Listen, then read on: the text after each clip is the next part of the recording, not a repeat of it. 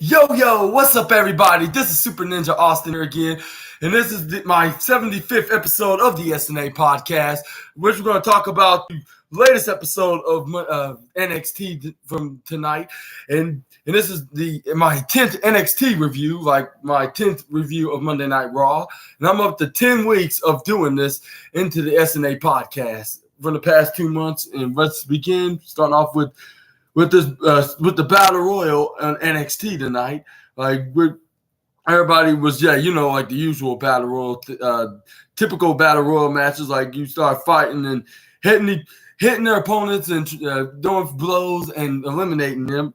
And this is the tag team battle royal, and for who determined who's going to be the next number one contender for those NXT tag team straps from the families Tony D'Angelo and Channing Stacks Lorenzo. And let's see right here, like where you had all the tag teams fighting and trying to eliminate one another. How we started this off. We had Gallus eliminating Josh Briggs and Brooks Jensen. We had and they started fighting off with Julius Creed and I believe Lucius. And then that's when Blade and Malik Blade and Enough, I believe, the tag team, they were trying to eliminate Ridge Holland and possibly Butch into the Braun Brutes. This is where they Irish whipped him into the right out of there, but Ridge Holland flips him over, took some on the outside. This is where the Creed brothers eliminated Gallus, like when and I believe it was Julius Creed threw him out. This is where Wolfgang tried to fight him off and try to save his brother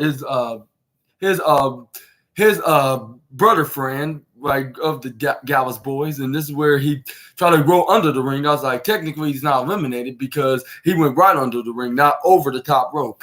And then this is where he tried to save his friend, but that didn't even matter because he got knocked out of the apron, which he was over the top rope when he was thrown right in between the apron and the ropes.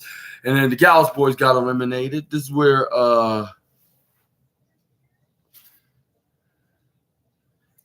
and then let's see right here we got, and this is when and this is where I forget the name of these boys, like. These, I believe they're Hispanic, like with dreadlocks, like that's teaming with Reginald. But I don't know their tag team name, but I know their last names at least, like Lucius and Bronco. This is when they try to eliminate the Brawling Brutes, but the Brawling Brutes managed to counter them. They try to eliminate them out of the ring. They did so. They almost did successfully, but if it hadn't been for Reginald's idiotic ass, jumping right onto them and flipping both men out of the ring, I was like, and that made me looking towards Reginald. I was like Reggie, like, what are you thinking? Like not only just eliminated the Brawling Brutes, like you just eliminated your own boys. Like the whole point was trying to prevent them from getting eliminated, but you end up eliminating them. But what was the point of jumping in there in the first place? But yeah, they got eliminated thanks to the idiotic. But this is where Butch did the right thing and was smartly attacking him, hitting him with strikes into the lefts and rights, mostly lefts. Jump right on them, start punching him. This is where they start continuing to fight in a 2-on-3 situation. This is where I look like we got a new rivalry on NXT, and then this is where.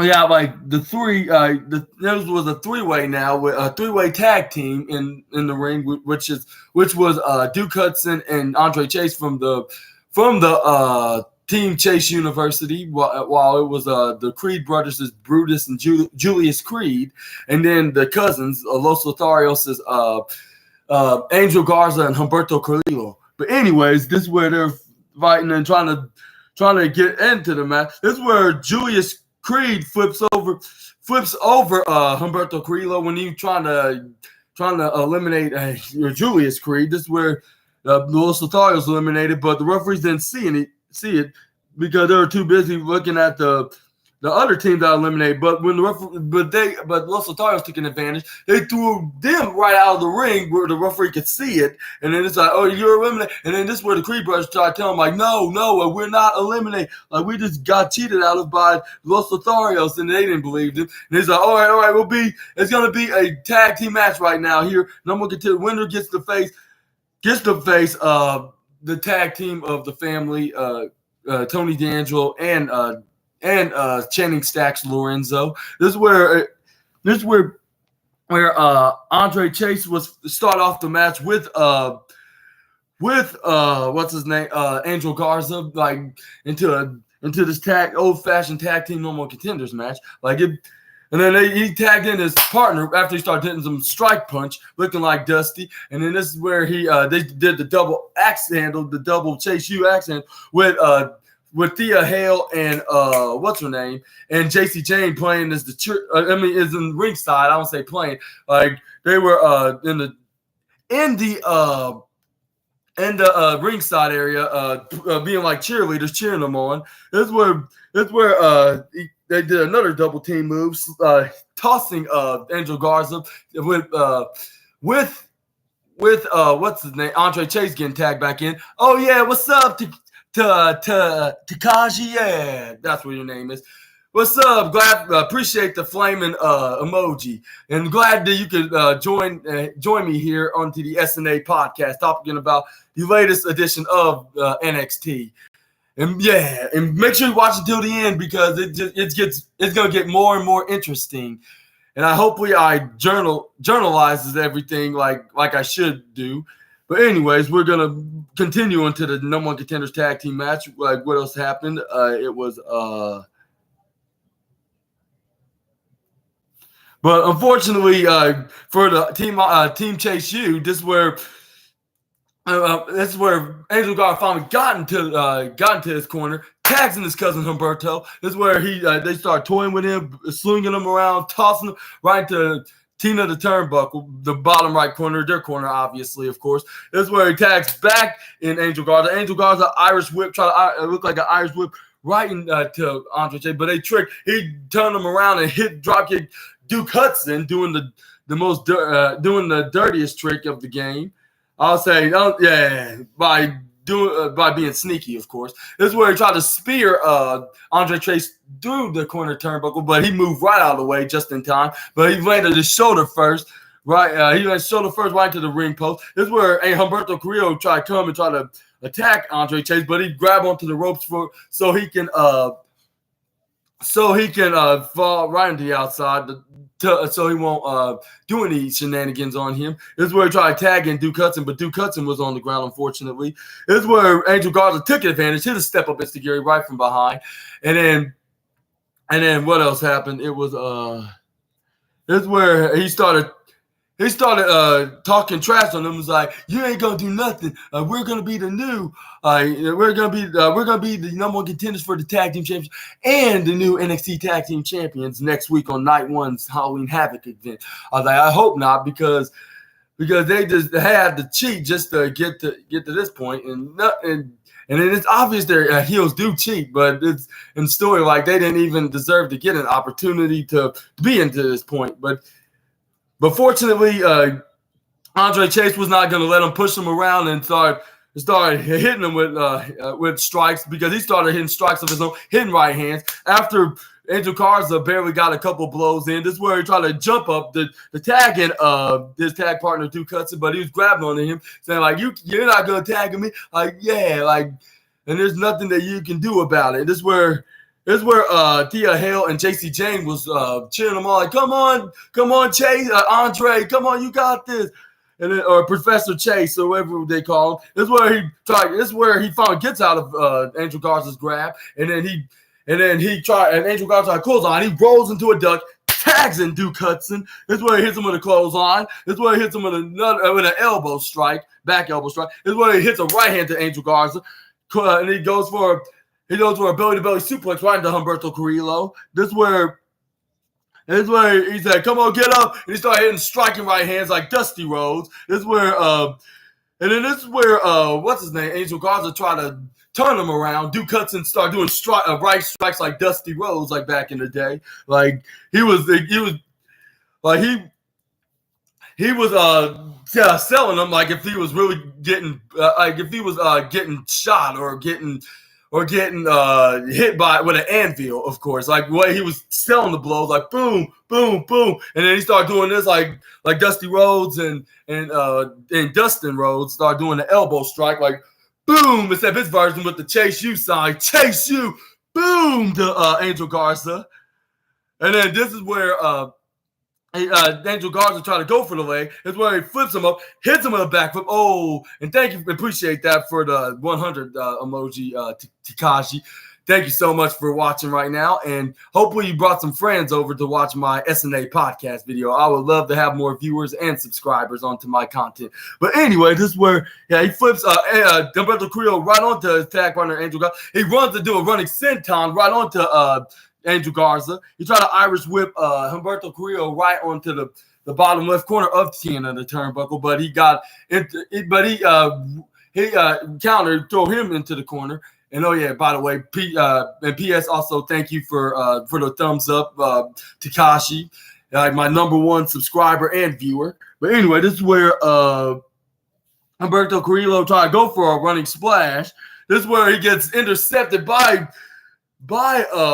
what's his name, Duke Hudson. He must have taken a page out of Samoa Joe and Big E's book, because he hits a countering, intercepting Uranagi out of nowhere into the corner. This is where he pins him in the middle ring. 1, 2, but a missile drop kick. He must have from Angel Garza for the save before he can even get the 3. I was like, he must have taken a page out of Austin Theory's book on SmackDown.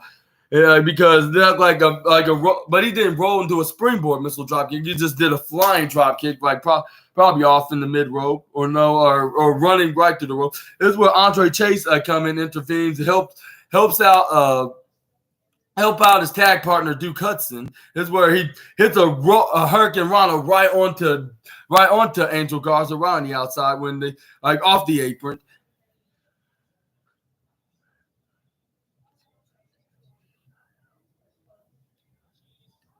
Wow, that's when I started doing my. I nearly did my starting my middle schooling thing, like while I was at homeschool at the time. But yeah, like I remember Seth Rollins was starting to be the Shield, and he was. I remember he was NXT champion at the time, but it was but he wanted to become the inaugural champion before he was the Shield, like winning in the finals in the tournament against Jinder Mahal.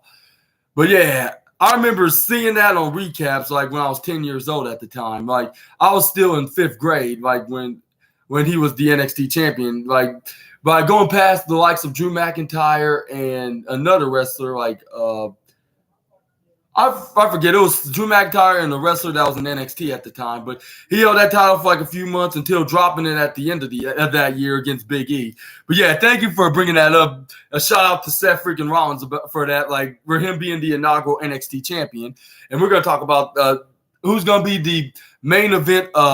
Who's gonna win? Who won the main event and who to become the next NXT champion in just a second here. But anyway, that's where Andre Chase hit the most comeback move in all sports entertainment onto Angel Garza, the crossbody. This is where he pins. This is where he goes and pins Angel Garza, but the referee counted 1, the referee counted 2, but Angel Garza kicks out at the 2.999. This is where and then this is where oh no, it wasn't. It was Humberto Carrillo. He did the crossbody on. This is where he tried to tag in Duke Hudson. This is where Angel Garza came out of nowhere and dropped down and hit and planted and have Duke Hudson fell down, hit face first right into the hardest part of the ring apron, throw him right to Simba the steel steps, turn him around, hits a DDT right into the concrete floor onto Duke Hudson. This is where Humberto Carrillo went from behind, hit the most devastating move in all sports entertainment, the surprise roll up, but he only got the 2 count. This is where Andre Chase kicks out. This is where he tried to do a rolling sunset flip right onto Andre, try to lift him up right in the air, hit the sit-out power bomb, but the referee count to 1, the referee count to 2, but Andre Chase kicks out of that as well. And then Andre Chase was like, wow, like, you really do.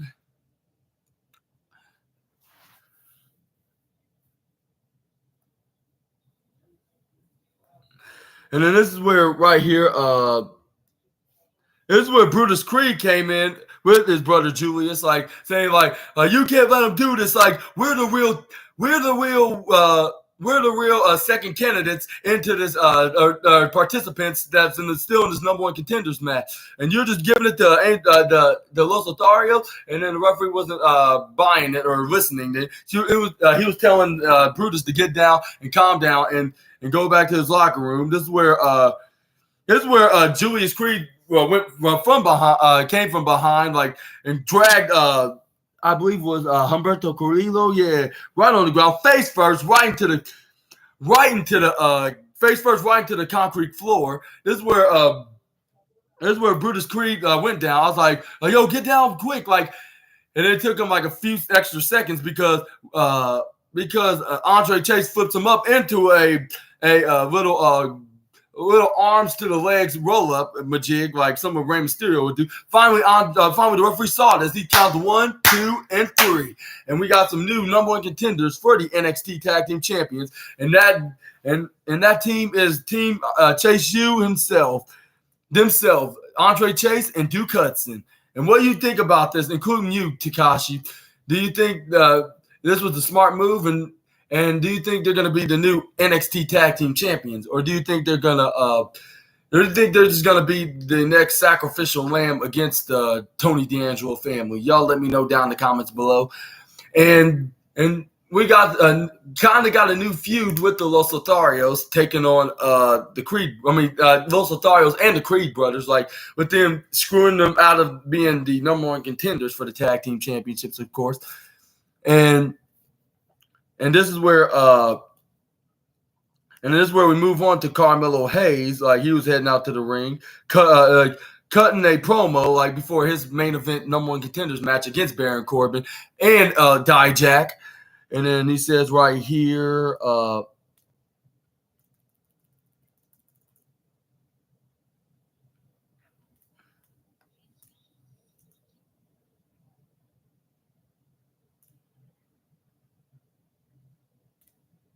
here's where he's like, yeah, I shared last week, I shared the ring with the likes of John Cena and The Undertaker. Well, and I had Cena in my corner taking on Braun Breaker as I successfully defeated him to get this opportunity in the triple threat match in the main event tonight for the NXT Championship. And then he also said, I'm feeling like if I'm feeling in a video game on universe mode, a video game mode that something that Super Ninja Austin would play, like myself, of course, I thought I was the only one that played universe mode next to what's his name to Brendan plays. If for you YouTube viewers right there, if y'all watch some gaming YouTubers playing some WWE gaming, like y'all probably heard about Brendan plays, probably of course. But yeah, and if y'all did, including you, Takashi, if y'all watched him before, like let me know down in the comments below. But yeah, he mentioned that before he could finish and say anything else. This is where he got rudely interrupted by Baron Corbin, saying he was like, what you're doing here in this ring, like, and I just got out of HBK's office, like, and what you did with John Cena. And he's like you were hanging out with John Cena under an hour, and then you were asking for pictures and then autographs. You do the same thing with Cody, and then you did the pose with Undertaker, and then doing that arm pose with the Taker, and with a post on Instagram. And he's like, and I was thinking like maybe you should concentrate more on being a superstar and then a fan, and then you might still be NXT champion right now.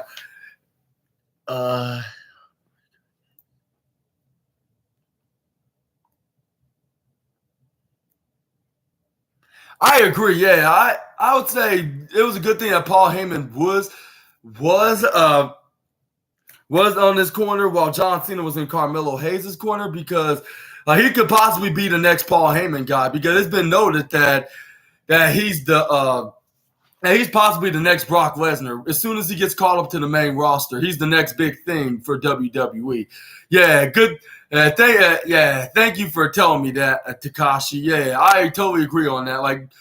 He shows that he's the next Paul Heyman guy, and this meaner than evil gimmick is just making him thrive and get better and better and improving into this business. And he should continue doing more of this, if you know what I mean, bro. Yeah. And you could possibly see him as the next world heavyweight champion or undisputed WWE champion as soon as he gets called up, like in the next year or two. If y'all agree with me on that, like Takashi would right here in the comments in the live chats. But anyways, let's move on to what Baron Corbin also says. He's like, or before he had a chance to speak anymore to Carmelo Hayes on his what he thinks about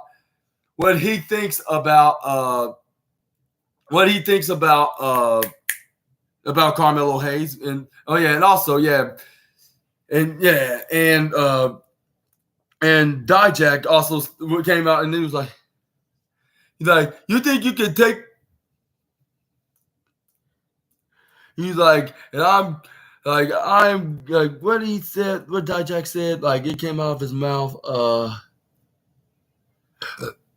You can show. You're talking about what you can do and what you can do and what you're looking on doing. Instead, you should be looking at what you're gonna do when you face me in the ring tonight, and then my focus is to beat both of you and take the NXT Championship from Ilya Dragunov at Halloween Havoc night 2. That's what he said. What y'all both did on the pay-per-view will not stand the difference. What me being in the ring, staring on me, between y'all looking at it between my eyes, and what you're looking at me being intimidated between my eyes. And this is what Baron Corbin cracked the joke, saying how are we gonna see between two of your eyes? You're wearing shades indoors, which does not make you necessarily and considerably cool. Of course, yeah. And sorry I said that slow, but anyway. But yeah, this was the goofiest wrestling of the night. I would say, I'm not sure number 1 or number 2, but definitely goofiest wrestling. With Baron Corbin pointing that out to Dijak. And then this is what Dijak kind of got pissed off, if not more pissed off, I should say, as he is. And he's like, what the hell you just say to me? And this is when Baron Corbin was like, he's like, and this is where Dijak was like, that's real cute. And this is where Corbin was like, yeah, you heard what I said. And then this is where Dijak was like, he was like, that's why you see everybody here in the back do not respect you when they don't even shake your hand there in the back of the locker room. You want people being afraid of you. I have news for you two boys. You didn't put my name on a jersey, and I'm off. And he's like, I have 2 news for you, buddies. And this is what Dijak was like, you never put my name on the jersey that you beaten, and then I'm not afraid of anybody here, especially you, Corbin. And then this is where Corbin was like, what are you yelling about here? Literally, if you're not afraid of me, one of 2 reasons. One, you don't know me, and the other is you're just plain stupid right now. And this is where Dijak was like, that's plain stupid. And this is where Carmelo both you never been on the jersey though. But he was like, you're right about one thing about that, Dijak. That's what Carmelo Hayes said. It was I haven't put your name on the jersey, but not yet. But I'm still looking forward to putting your name on there. when I beat you tonight, with your big dumbass or something like that. That's what he said. Like,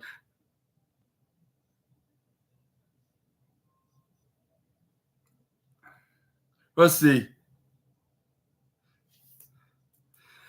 No, yeah, that's what he said. Like, get them, get stupid. Like, that's a mix of both of y'all right now. That's what Carmelo Hayes said to both Dijak and Baron Corbin, like, which was probably the second goofiest wrestling of the night. Carmelo Hayes like, I have a custom-made shirt with your name written on, your name written on it with your big ass, anyways. Any day, I should say, yeah. He said any day. And this is where Dijak was like, I'm the man that dropped Ilya Dragunov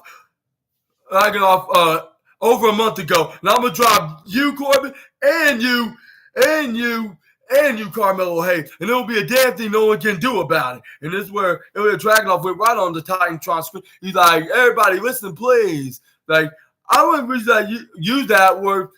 I wouldn't use that, not a month ago. I mean, like a week ago. That's what I said. Yeah, like, which was at the Tuesday Night War event, like, of NXT, which we're gonna talk about that later on. But anyways, this is where Ilya Dragunov's like, yeah, like, I wouldn't use that term. What you said, what you did to me last week when you attacked me from behind, Dijak. And he's like, instead of talking, you three should be concentrating with fierce battle, and then it awaits you. And he's like, I'll be watching both. Like the next challenge for my NXT Women's title, NXT title, and then at Halloween Havoc Week 2. Only if you, with this, if you could go past this, like, and then he was like, last week before Cody Rhodes left his temporary spot as general manager, he also he made one final last decision about this number one contenders match. He's like, at tonight's main event, it will not be a triple threat match, rather be a fatal four-way match with this man, with the last competitor being is this guy. And then this is where when the theme song comes on, with everybody chant "Pull that trick," and yes, sir, it is none other than the former NXT North American champion Trick Williams coming out there to reveal himself as the fourth competitor into the number one contenders match. This is where Trick Williams shook hands and hugged his Trick Mello gang buddy Carmelo Hayes. This is where Trick Williams said, in the fatal four-way match. Let's talk about it here. Let's talk about, and then this is where what's the name cut him off. Dijak. He was like, let's talk about that you stabbed your back Mello in the back of going behind management and get this opportunity. And then this is where Trick Williams was like, hey, who said you have every right to stick that crooked little finger that you have in somebody else's business? And I was like, damn. I was like, okay, this is the number one goofiest wrestling of the night. And there's plenty more more hilarious comments that came from Trick Williams after he made that comment to Dijak, because he went to Baron Corbin. And this is where Baron Corbin tried to have some jokes saying, like, let's talk about them ugly ass pants you got there, Trick. And the Trick was like ugly, like, you should be the last person that you should be referring to something that's ugly. Like, and I was like, wow. Like, he just straight up mic'd him on the mic. And I was like, yeah, this is definitely goofy wrestling of the night. And Carmelo Hayes is the comments of saying, like, both Dijak and Baron Corbin are the mixture of stupid. And then Baron Corbin roasting Dijak, saying, why are you wearing glasses on the and this is where Carmelo Hayes was like, you really just went behind my back and just try to ask for an opportunity for my NXT, for my shot to become NXT championship. I thought we talked about this. And this is where Trick said, yeah, we did talk about this. Like, but I had the opportunity like this, and you don't mind at all, do you, Mello? And this is where Baron Corbin was like, yeah, of course he minds. Like, look at it, like he's disappointed. Look, he's shook right now. Like, huh? Like, how you just stabbed him in the back last week? Like, you were doing a fandom with Cena and Taker and taking pictures with, and then while behind your back, like he took business for himself and asked for a match that he doesn't even belong in, and add himself and make it a fatal four match. And let me tell you a little horror story of it all. He did it all behind your back, and he never even told you about it. That's what makes it worse. And then I was like, yeah, he's putting words on his head.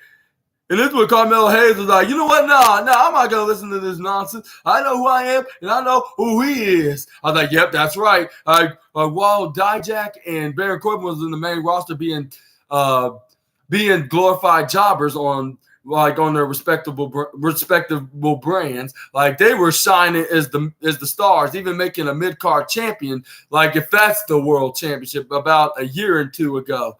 Like, what are they trash talking about? Like, and even though they mostly getting roasted on by Mello and Trick, which that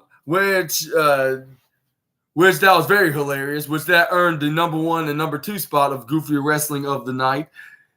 And then this is where Carmelo Hayes like, you don't know how what it takes to win in the NXT Championship, and I'll go with anyone, bring anyone down to be on top.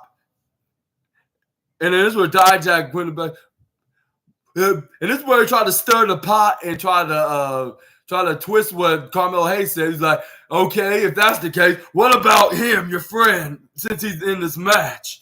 Are you going to bring him down too? And then this is where Carmelo Hayes did not answer. He's like, look, like, he looked directly right to Trick Williams. He was looking at each other. He's like, don't listen to him. Like, and this is where they tried blindside and ambushed him, trying to attack him. But I think that plan partially backfired because Trick Williams started fighting right back. This is where he fist like. This is where Carmelo Hayes sent Dijak packing right on the outside. This is where Trick Williams threw Baron Corbin right in the ring. It looked like Carmelo Hayes was teased. But first he was telling Dijak, like, come on, get back in the ring. And you think you can fight me? Like, try your best. Like, yeah, give me your best shot. And this is where he tried to take off his jacket. He taking off his jacket and looked like he was about to get ready to try to attack Trick Williams from behind. And then we turned around. He was like, it looked like he's not trying to get ready to fight him at all. And he was like, yeah, like y'all go on. Like, we'll see you in the ring in less than 2 hours from now, like an hour and a half even. And then it looks like this is not going to be the only time like we see some shenanigans going on with Trick Williams. With Trick Williams getting ambushed. It's gonna be not the first time that shenanigans are gonna be involved and then getting ambushed from behind. Like, which we're gonna talk about that very closely very soon. And then we're gonna move on to the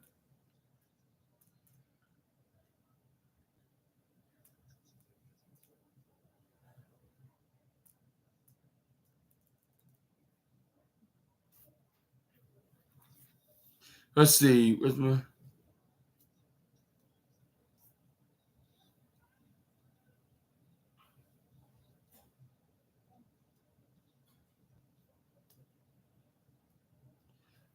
let's see.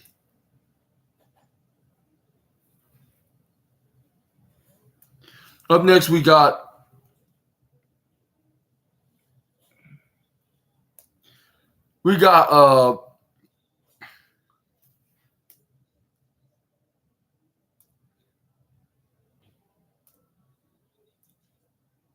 let's see. Up next we got Cameron Petrovich taking on Jada Parker. That's what her name is. Yeah. Up next we got the semifinal match with Jada Parker taking on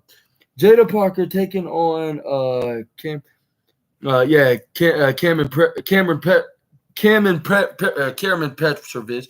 This is where I try to go for a grapple. This is where Jada Parker hits a right strike right into Petrovich. Made her flip back. This is where she tried to.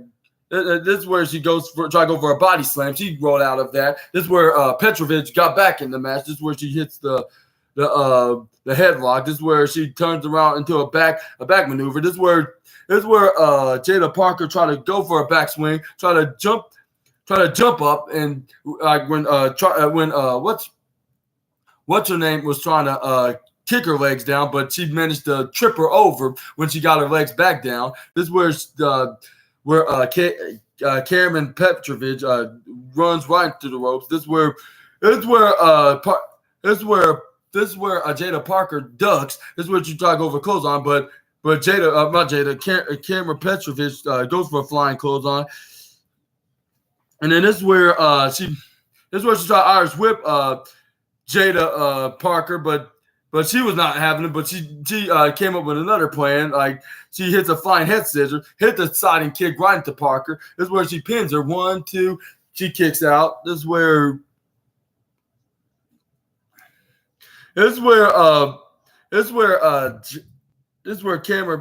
Cameron Petrovich tried to go for a left strike, but she got arm drag right through the ropes, like an arm drag hot shot with her arm. This is where Jada Parker drags her in the ring, starts stomping onto Cameron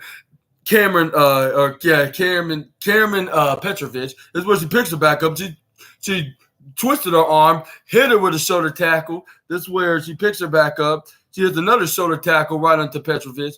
This is where she picked her right back up. This is where she twists her arm, slam her face first right into the canvas, very hard. This is where Jada Parker got up, hit a arm leg drop right onto the arm of Jada Petrovich.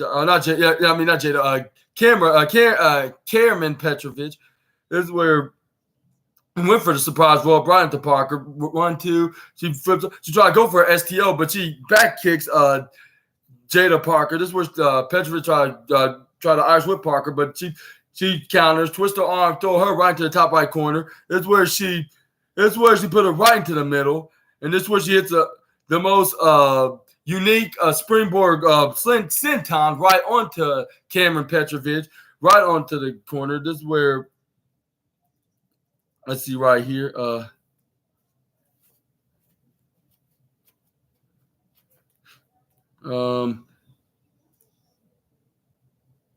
Let's see what happens.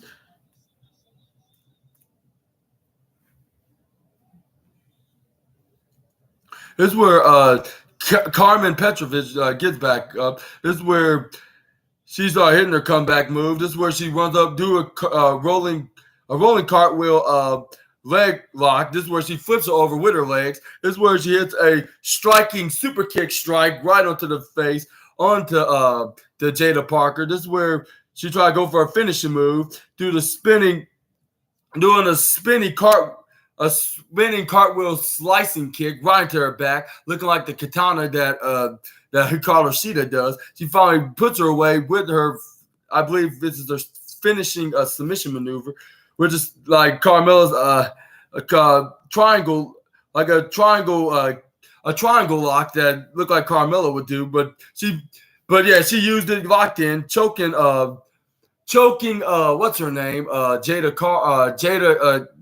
Parker, and then she made her tap, and then she moves on to the next round, which she's gonna face off against Lola Vice. And like I said before, I believe Lola Vice is gonna be in the finals with Kalani Jordan, just for Kalani Jordan to get her opportunity to be in the final. I mean, Kalani Jordan's gonna win against the next person that's towards the end of this video, be right before the main event, to have their match at the end of the main event. Which we're gonna talk about that.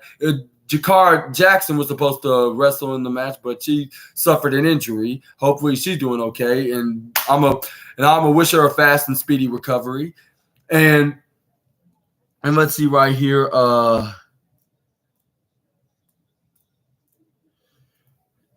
And this is where Tegan Knox is getting ready for her match in the women's locker room, getting ready for her match against what's her name, Lyra Valkyria, with Natalya making her presence known, like, and making a surprising appearance, like, even though she's been in a teaming programming with Tegan Knox, but she said, "I'm here for your full support, and that's why I'm here. That's why I want to be here tonight." And also, last night you were there for the aid. You were there for the aid of me, for me, when I was in that two-on-one disadvantage brawl with Chelsea and Piper.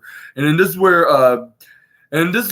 Tegan Knox thanked her, and she said, I gladly appreciate that. That's where a music star came on. This is where she was getting ready to make it out into the ring to get ready to face Lyra Valkyria. We're going to talk about right here, like, she started fighting into the amateur style grappling right onto Lyra Valkyria. Lyra Valkyria had a head, got her in a headlock, managed to do that. But Tegan Knox Irish whipped Lyra Valkyria right into the top left corner of Tina the Turnbuckle. This is where she does do a springboard top mid rope move, but she got knocked down and slammed onto the canvas by Tegan Knox. She got hit with a shoulder tackle on top of that. And then this is where Tegan Knox also went right to the ropes. This is where Lyra Valkyria went for a duck and a leapfrog with Tegan Knox running through. This is where she slides down back first, and then she rolled right and do a kip up, slides over, do a sliding flip over and do a kip up right onto Lyra Valkyria, not Lyra Valkyria, Tegan Knox.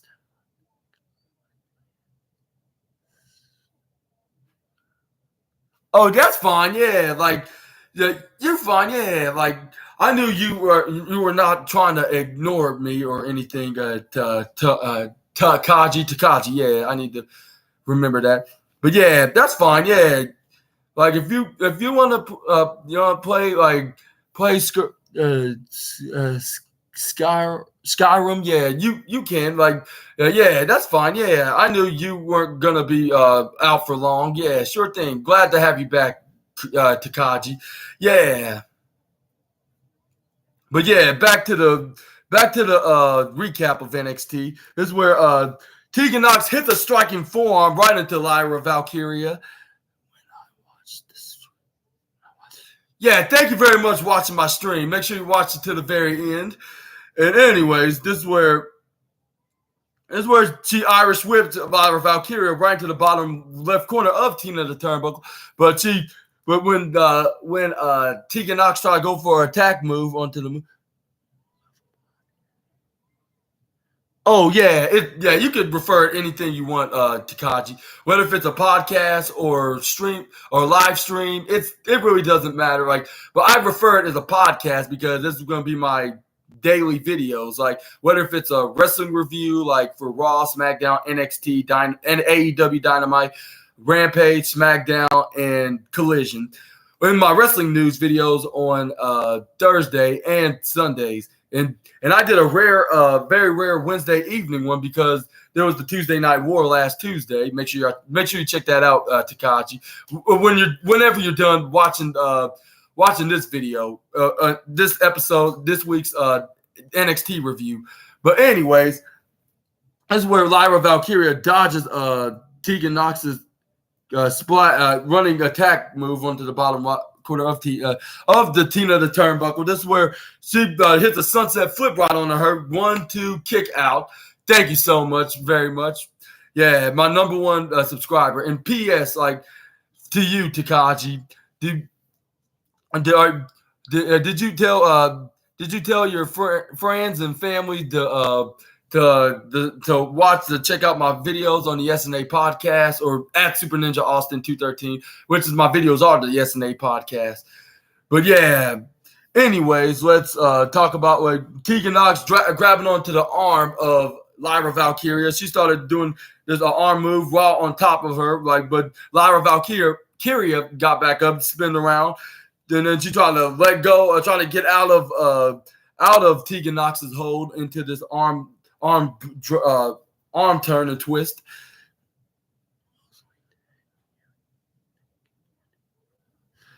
Thank you very much. Yeah, appreciate that. Because I'm doing this for the internet wrestling community, and because I love doing this, and I was inspired by plenty of other YouTube homies like from the likes of Slap Rock and WrestleMania and The Great One and What Culture Wrestling. That just made me inspired of doing this. And thank you very much tagging me in the community into this post into this latest wrestling review onto the SNA podcast. Thank you so much, by the way, about that. But anyway, this is where Lyra Valkyria finally successfully got out of it. Turn right, spin around right under Tegan Nox, onto her arm and Tegan's arm. This is where she flips her over and did a leg swinging slam right into the ground. She tried to go for a crucifix slam, but 1-2 kick, and then she tried to go for another one. Tegan Nox kicked out of this as well. This is where Tegan Nox hits a spinning clothesline right out of nowhere. Tegan Nox was back in the game. What she called the D-Queeter, I believe.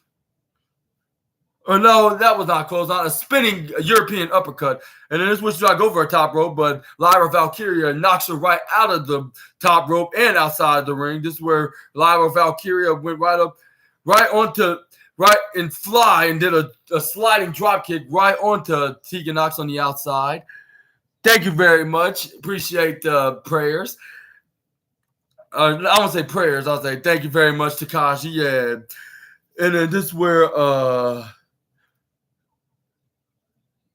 or the welcoming, I should say, the welcome sign. My apologies. But anyways. And then this is where Tegan Nox she brought it back in the ring, started hitting her with strikes. This is where she tried to kick at one hand, try to kick Tegan Nox right into the midsection, but she grabbed onto her leg. This is where Tegan Nox countered this, but she managed to get intercepted by right back to Lyra Valkyria. Got hit with a spinning roundhouse kick. Pinned referee 1-2 kick out.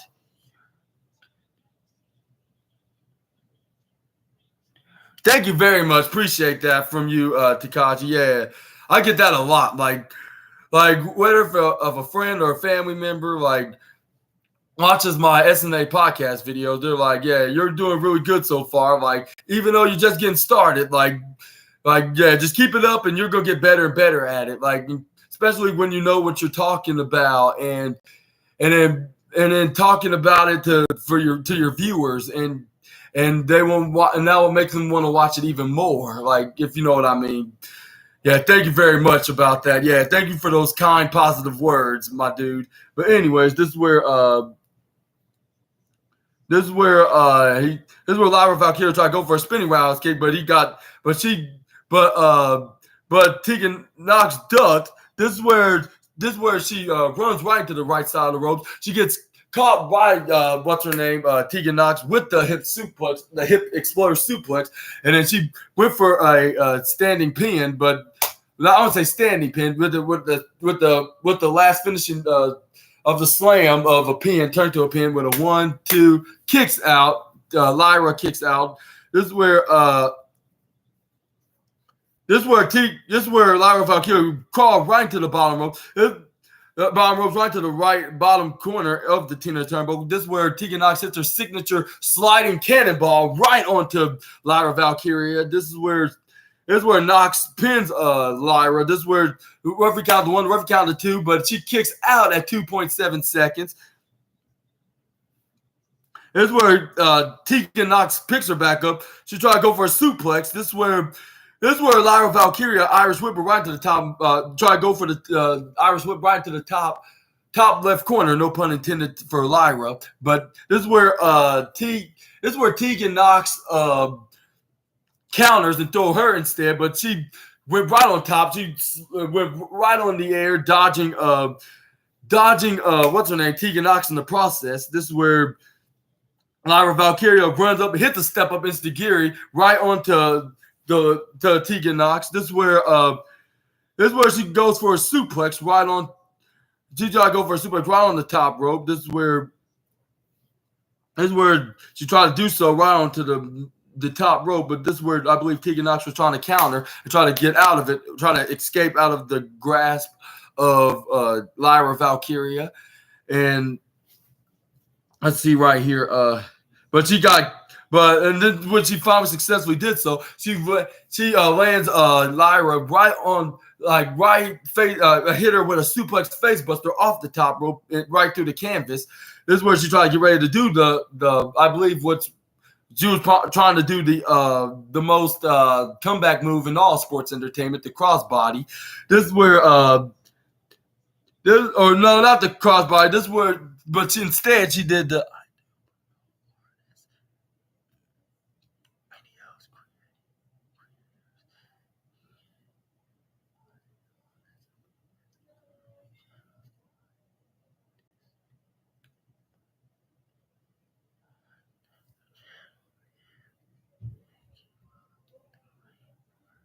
Yeah, I'm glad to hear that. I watch everything on YouTube, like horror stuff and animations and wrestling and whatever that probably would fit me is I have so much preferences in anything in the world of entertainment, or even sporting stuff like football and basketball and baseball, for an example. And even the stuff what's going on in the entertainment world, like in Hollywood with movies and shows and cartoons, even But yeah, I'm glad you're doing videos about that, about art creators, your opinions on their most unique art. I bet their art's very great, isn't it? Yeah, just for shouting that out. And what kind of artist, YouTuber artist that you look at, Takaji? Let me know down in the comments below. But anyways, this is where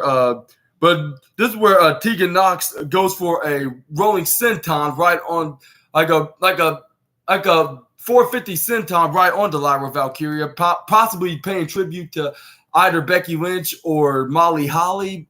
Maybe both, but what's his name did a shout out to. This is where Vic Joseph said, took a shout out to the Hall of Famer Molly Holly, which I think that was a very great job. Even though she is a backstage producer for WWE, but I think he did it either way, regardless. Taking a shout out to her, which she's like a legend into the women's division, next to Trish Stratus, Lita, and Mickie James and Victoria and Stacy Keibler and all the women back in the Attitude and Ruthless Aggression era. But anyway, this is where Tegan Knox got back up. She hits a sliding kick right on the Lyra Valkyria. She rolls back out in the ring. This is where Tegan Knox did a rolling senton right onto Lyra Valkyria on the outside, into the ringside area off the hardest part of the ring, the ring apron. This is where she throws it back in the ring, but this is where Piper Niven and Chelsea Green decided to come to NXT to the Capitol Wrestling Center. And yeah, thank you very much for the comments, by the way, Takashi. And anyways, this is where thank you for the awesome flame right there. But anyways, this is where what's her name? Chelsea Green and Piper Niven started talking rubbish, but mostly Chelsea Green was like, "Yeah, you thought we weren't gonna be here today?" Yeah, appreciate that, my dude. But anyways, that's where it distract not only Natalya but also Tegan Knox to the point that she forgot that she was in the match with so much trash talking onto Lyra. This is where she went back and she realized, oh yeah, I'm still in the match with Lyra. I hope I'm not too late. This is where she goes for a clothesline. This is where Lyra tries to go for clothesline. She rolls her up, try to go for the most devastating move in all of sports entertainment, the surprise roll up. This is where she kicks out for right on the ring. This is where Lyra Valkyria hits a suction a suction roundhouse kick, I should call it. This is where she went right onto Tegan Knox. 1, 2, 3 is the count, and Lyra Valkyria is the winner. And next week, at Halloween Havoc Night 1, she'll be facing the current NXT Women's Champion. That is the man Becky Lynch. This is where Tegan Knox and Natalya start brawling with Chelsea Green and Piper Niven into the outside, taking it to backstage, start throwing fists and punching at each other, throwing fists flying everywhere. And then this is where Lyra Valkyria was like, yeah, no one's not gonna get my opportunity for my NXT Women's Championship. I was like, yeah, that's right. Yeah, you tell her, Lyra, like, this is the opportunity of your lifetime. First ever 2 Irish women possibly main event NXT for the NXT Women's Championship at Halloween Havoc Night 1, which is going to be next week. Stay tuned for that, including you, Takashi with a S, with a SH, Kashi with a ship. But anyways, yeah, make sure y'all check that out. And then this is where Lyra Valkyria is like, not Indy Hartwell, not Tegan Knox, like, not nobody, not gonna belong in my spot for the NXT Women's Championship, like nobody. And then she was like, every decision I ever made, like, it's good, like, it's always been, it all means everything to me to face you, Becky. And then when you came home back to Ireland to your own wrestling school, like, you'd stand something in me. And then it lit a fire in me. And it'd take me all the way here. And once again, thanks for the wave, Takashi. But anyways, she was like, I'm looking forward to I'll be chosen as the Irish-born NXT Women's Champion. And you took that away from me, Becky. But no matter. But there was one thing I learned from you. Someone closed the door in your face. You kick down another door and take that opportunity. And then she was like, and the fans were cheering like, yay! I may not have beaten you beat you to it with the NXT Women's Championship, but at Halloween Havoc, like, I sure as hell is gonna be the one that's gonna beat you for it. And this is when Becky Lynch got onto the Titantron screen. She was she's like, hey, Lyra, like, congratulations for the win, by the way. Like, you've been gaining that momentum for months now, or from the past months now. Yeah, from the past. And he's like, I've been watching you for years. And then I know you got the NXT chip. I know you've been to NXT. Like, I've been watching your videos, and you were doing pretty great.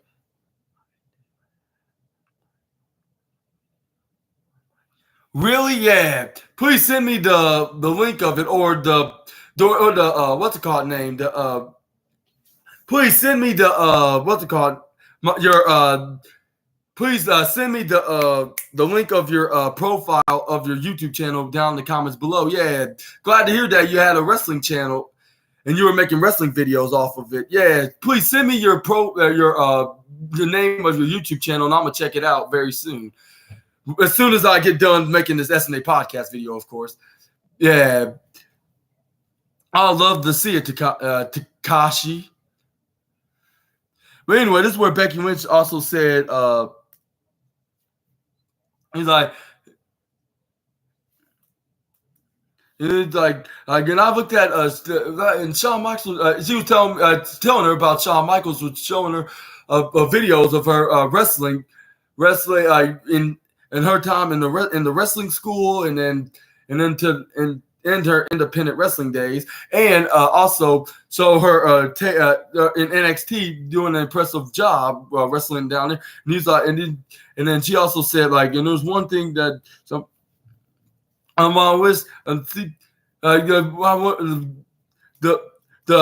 that's the number one. You're the number one woman that I want to share the ring with, and then we're gonna make history next week. If this is gonna be the first time that two Irish girls like us are being in a 2-hour televised wrestling, in the televised a 2-hour televised wrestling show in the main event, and I really wrestling about me. He's like, you are good. You are really, really good. Watch wrestling gifs. Oh yeah, GIFS. Yeah, I do too. Watch wrestling GIFS, like just for the funny side of things, like because they have some goofy wrestling spots, like whether it's from WWE or AEW, mostly WWE, like which is very funny to look at. But yeah, what's your YouTube channel name is, so I can look it up on YouTube as soon as I get done doing this SNA podcast. But yeah, let me know down in the comments below to Kashi. Yeah. But this is where Becky Lynch is like he's like, and the reason why I leave my house and check it out. Okay, so on this channel, on the one you're commenting on. Okay, thank you very much. I better remember that. Yeah. But yeah, thank you very much for letting me know what that info is, and then as soon as I start watching your videos, including your latest videos, I'm gonna give you a thumbs up in the comment down below. Make sure you check out. Make sure you look for Super Ninja Austin 213 into your comment section into your latest video. But anyways, this is where Becky Lynch was like, dude, the reason why I leave my house every single week, and leave my daughter home with my babysitter and stuff like is because I would be like, what did she say? Because you're the reason why I leave my house with this title, and the reason why my daughter can be proud of what I can do and what I can accomplish, and I have to fight for my whole life, like my life had depended on it. And then she said, and so Lyra, you can say I'm your hero. You can say this is the dream match that you've been looking for. You step in the ring with me, you're gonna have to despise me. You're gonna have to put that same chip on your shoulder that got you here in WWE in the first. That's the only way you're gonna stand a chance. Welcome to the big time. That's what she said. And this where Lyra Valkyrie was like, I'm already ready, without saying it on the microphone. And then what y'all guys think? And that includes you, Takashi. Like, who you think that's gonna win this match for the NXT Women's Championship next week at Night One's NXT Halloween Havoc for the NXT Women's Championship? Y'all let me know down in the comments below. And we're gonna move on to the next segment, which was Carmelo Hayes and Trick Williams backstage. This is where Trick Williams was like, "Hey, like I hope you're not upset about me being added to the fourth participant in this match." And then this is where he's like, Carmelo Hayes like, "Yeah, but I can't believe you did this while I'm talking for. I thought we said like you're gonna get your title again." Title back from Dominic Mysterio, while I get my title back against Ilya Dragunov as soon as I win this number contender match. Like, and this is where Trick Williams like, yeah, that's what you said about. Like, I didn't agree on it right away and confirmed it. And then this is where they start arguing just a little bit, like where Carmelo Hayes was like, "Are you speaking French now? Like, I thought we were better than this." And then Trick Williams like. And then this is where Trick Williams was like, yeah, like John Cena may have gave you advice, but he also gave me advice too. Like you told me that I'm ready. Like, you go for it. And that's what he basically said to Trick Williams. And he's like, yeah, I went for it. And that's when I beat Dominic Mysterio and won the championship. And then he's like, but the thing is, I want more of it. And this is where Carmelo Hayes was worrying even more. He's like, oh no, like you want more of it? Like, why? And this is where Trick Williams is like, we were at the same, we're gonna be the same place in history. And he's like, but you're right. Like, I apologize for you. I should have came to you first. I should have told you about this opportunity. And this is what Trick Williams was like. You got to understand, Carmelo. I never. And then this where it's like, and this is where Trick Williams was like, I just couldn't tell you at the time. Like, this is where Carmelo Hayes was like, yeah, but I was here I was here with you like since day one from the past 2 years since we've been here in NXT, and then we could have came up with a game plan, and then you'll be against the world at all times, man. Like, now we gotta go against each other in this main event match, and you know me better than anybody, Trick. I gotta do what I gotta do to earn this opportunity, like. And then this is where Trick Williams is like, I have the same energy, dog. Like, so I have to do what I got to do to get the opportunity. Like, say, and then this is where Trick Williams is like, no matter what happens, like we still Trick Miller game, no matter what. And then this where Carmelo Hayes is like, yeah, you right. Like, we always will be Trick Miller game. Like, and this is where. And then they're agreeing, like, yeah, and this is where Trick Williams did his finger snap, like, yeah, what's up? Like, see you out there. And then this is where Carmelo Hayes was doing that little frown, sneaky frown, like if he was about to have something sneaky planned. But who you think? But what do you think what's gonna happen between Trick and Melo? Y'all let me know down in the comments below. But Marquee 1 2 3 pulse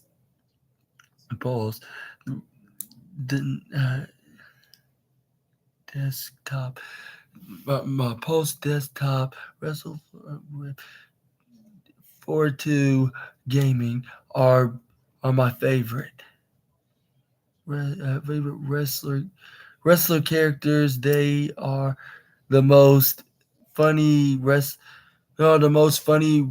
YouTubers. That sounds exactly like someone like the Great One, like would you just referred to, because he used to do a little gaming on the side, but it's been a while he did that. Like last time he made a gaming video was like when he very first bought WWE 2K23 on his PlayStation 5 and he tried it out. But yeah, I need to try them out. What was it? Marquee123 pulse dot desktop. Even though I never knew these guys, but I want to give you a shout out. Like shout out to you guys. Marquee123 pulse dot desktops. Like yeah, and if you are a favorite YouTuber of my dude Takashi, you're my number one fan as well. But anyways, Marquee123 does talk about TNA. Really? Like, yeah, like me and my brother used to watch TNA all the time. Like when they had like the most popular wrestlers like Samoa Joe and AJ Styles, Christopher Daniels, Frankie Kazarian, Jay Lethal, Kurt Angle, Sting, Christian Cage, and the Hardy Boys, like and former ex-WWE wrestlers, of course, too.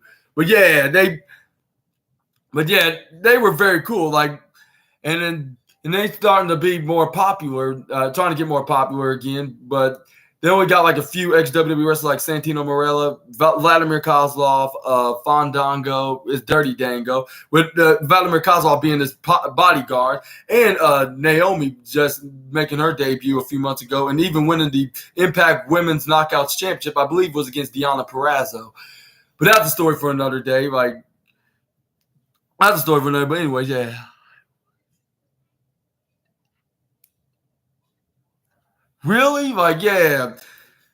I remember when me and my brother watched Jeff Hardy in his TNA days, like maybe his second run, like in 2010 and in 2012 and 2013, like in 14, 15, 16, before he made his return to WWE.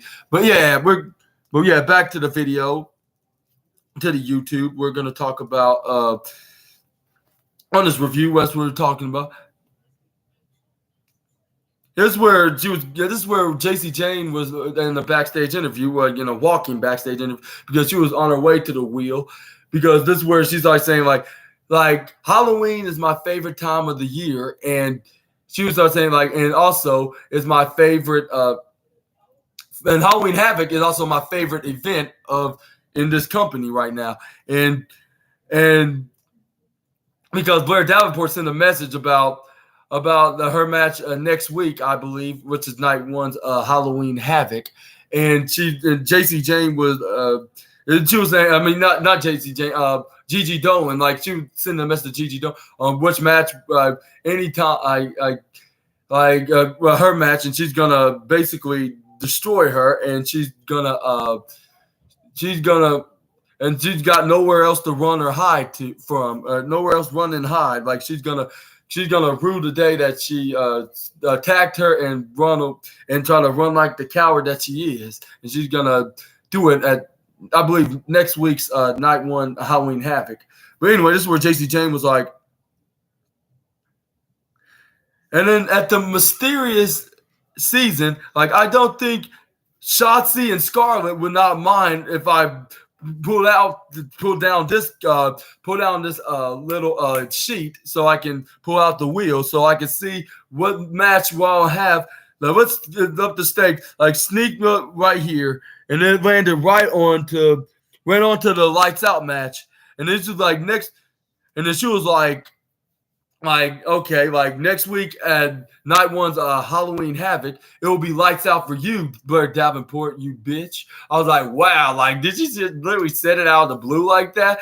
And then this is where Booker T's like, oh yeah, like yeah, and he started laughing with his grungy, sneaky voice, and I was like, man, like this is the most exciting moment that I've seen Booker T of the night, like being more excited than a homeless man in a hurricane like usual. And this is where he's like, yeah. He started grabbing on the Vic Joseph's shoulders, like, you know, Gigi Doe, like, said it's about to get spooky on this mug right now. Like, oh yes.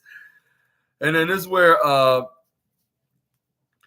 they showed last week when Braun Breaker hits Von Wagner with sandwiching Von Wagner's head right between the Simba the Steel steps, and they showed some rehab video vignettes like of him trying to rehabilitate his head and trying to move his arms and legs, like with the strength of it into his brain, into his abilities to move his arms and legs and be able to walk again, like with the functioning mind of be able to do so, and also to grab onto stuff with a nice tight grip, like. And then this is where he tries to squeeze it. Like at first, try to squeeze this little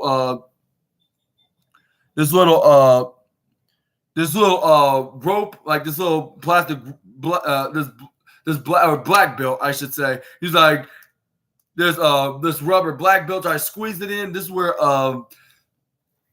Von Wagner was like, oh, I can't do this. And then this is where Mr. Stone was like, yes, you can, like Von. Like, let me tell you, like, and this is where the physical therapist like, there you go, you got it. And then he went back down. He's like, I can't do it. I can't pull a band out, like. And then this is where what's his name? Mr. Stone was like, yeah, you gotta focus though, like Von, like, yeah, you gotta. So, hey, try you, birdie bird. Anyway, this is where he was like, yes, you can, like it's okay, but you know you can do this. Like you just gotta focus on.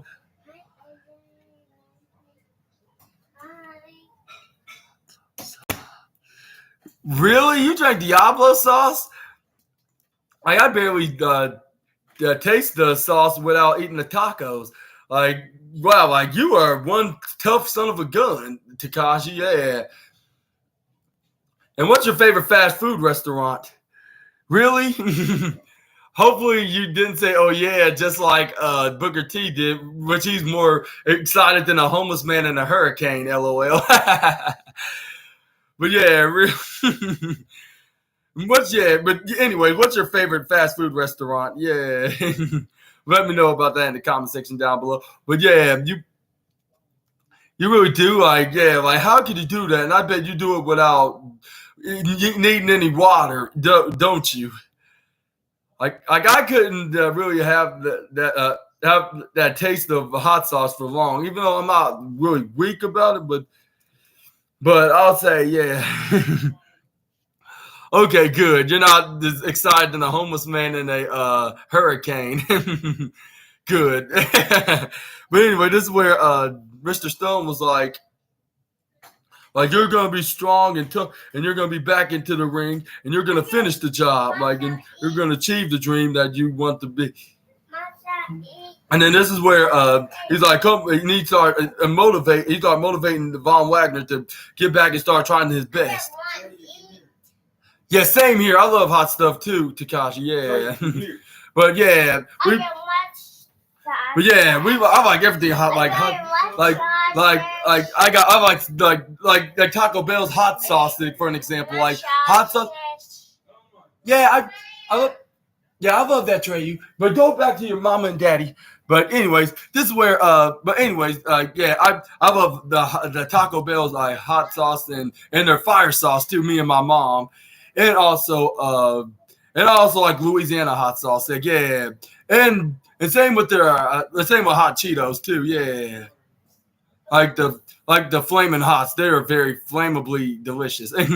But anyways, this is where we have the match with Kiana James taking on, I believe, was Shotzi, because she was on NXT last week, like for the aid of what's her name, of Roxanne Perez. Like for some reason that for Kiana James, just in case if Kiana James tried to attack her for some reason, because she teamed with her to face Damage Control last year on Friday Night SmackDown. Really, yeah. I'll say I would say for Taco Bell's perspective, I'll say me and my mom would do put fire and hot sauce on everything, on whatever we order that's like tacos or burritos or nacho related kind of food, of course. But anyways, back to the review. But yeah, that's a good thing. Yeah, that sounds very flammably delicious. I need to try Diablo sauce. Like, I think my brother tried it a couple of times, and he said it's really good. Really, you watch anime too? I mostly watch Rising of the Shield Heroes and Sailor Moon and what's it called?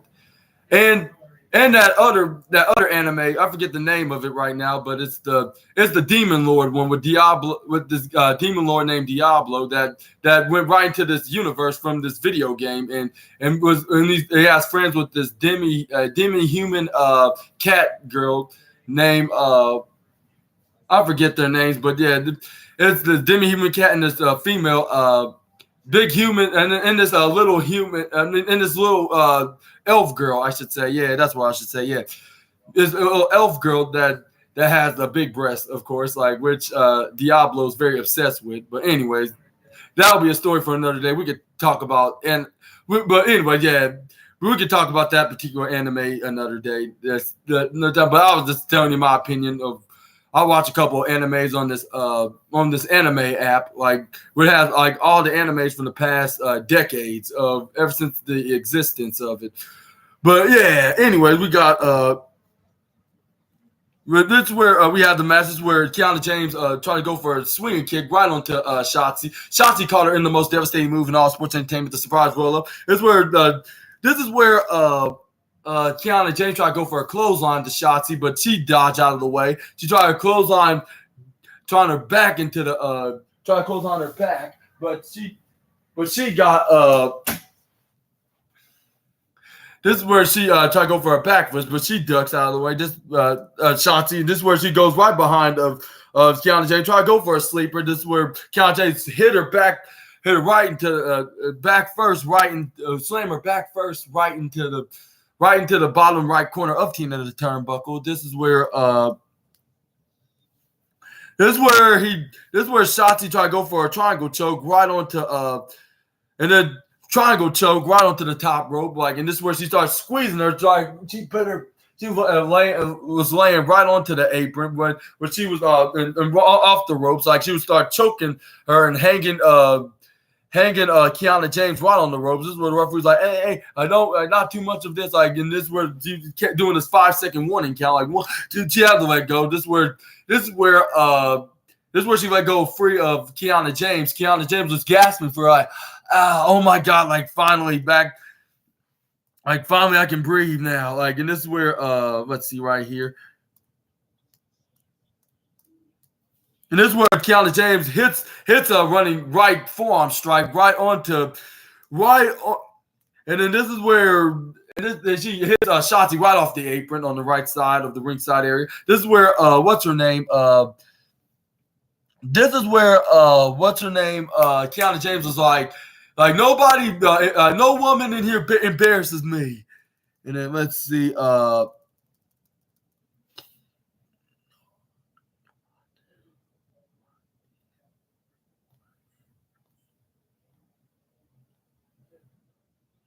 Really, yeah, nice to hear. Yeah, glad you watched that. Yeah, appreciate that. Appreciate that, Mr. Takashi. Yeah, I need to try. I need to look that up. I need to remember that so I can look that up and start watching that myself too. But anyway, this is where both Shotzi and Kiana James are back. When you're hitting right hand right into each other. This is where Kiana James goes.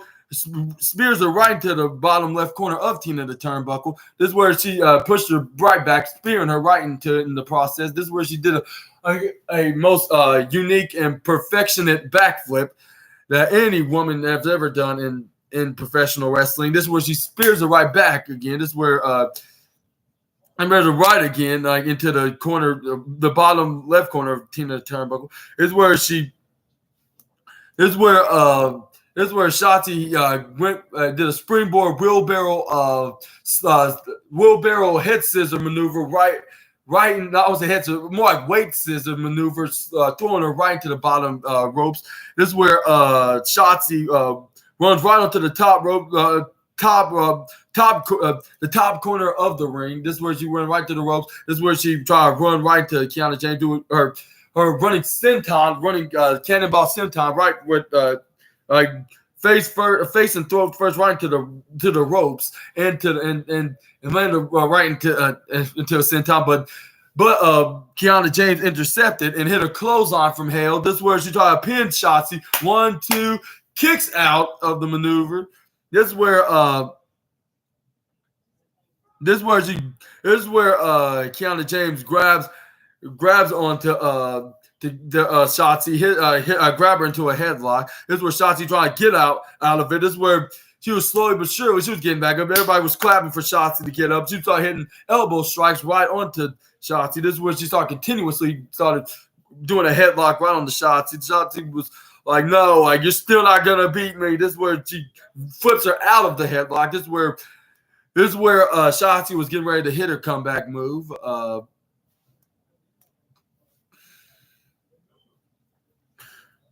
And then this is where Kiana James tried to spear right to the top right corner of Tina the turnbuckle. This is where she jump out and leapfrog, jump over her. She hit her with double clotheslines. She hits Kiana James also with a knee strike right to her head. She hits a discus forearm right into her face. This is where she hits a side and swing kick right to the head of Kiana James. This is where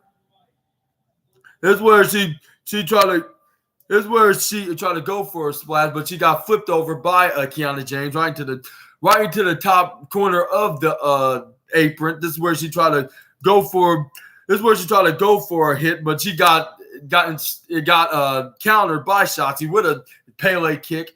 This is where she sweep her off her feet when she slides under the ring, off the apron, and she had her sliding down. Back first, right to the canvas and to the hardest part of the ring, the ring apron.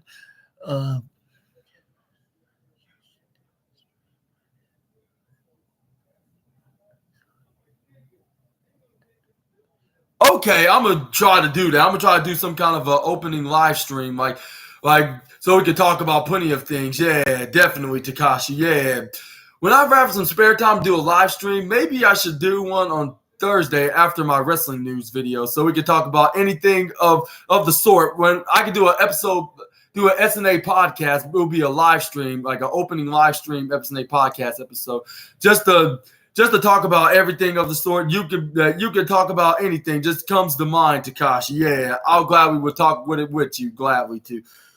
But anyways, this is where Kiana James started walking off to the left side of the. Yeah, I would gladly do that, Takashi. Like do an opening live stream. This is where Shotzi did a running suicide dive right onto Kiana James when she got back in the ring. This is where she did her usual howling scream. This is where Kiana James went.